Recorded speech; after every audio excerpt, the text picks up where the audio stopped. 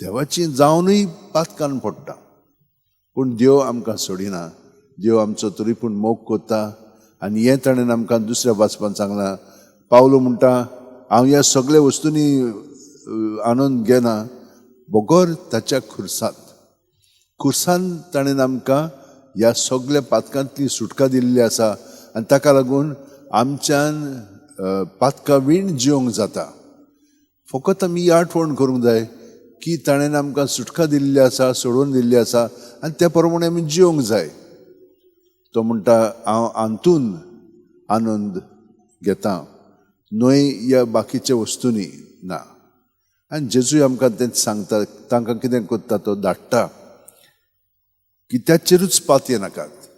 वेताना दुसऱ्याचेर न्हय, फकत म्हजेरूच पातयेवन रावात.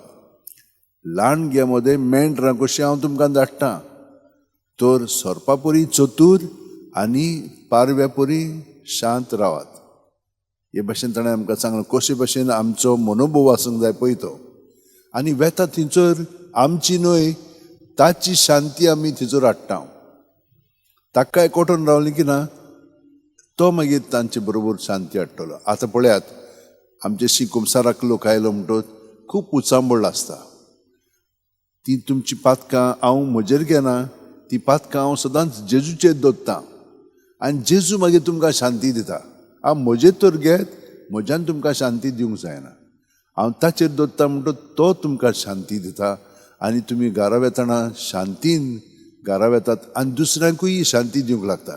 पूण दुसरी शांतीन ना म्हणटच परतून तुमी पातकान पडोंक लागतात. हाका लागून आमचें जिवीत आमी अदीक सारकें जेजूचेर थिरावन दर दिसा गोट करूंक जाय. तें ताणें आमकां दाखयलां.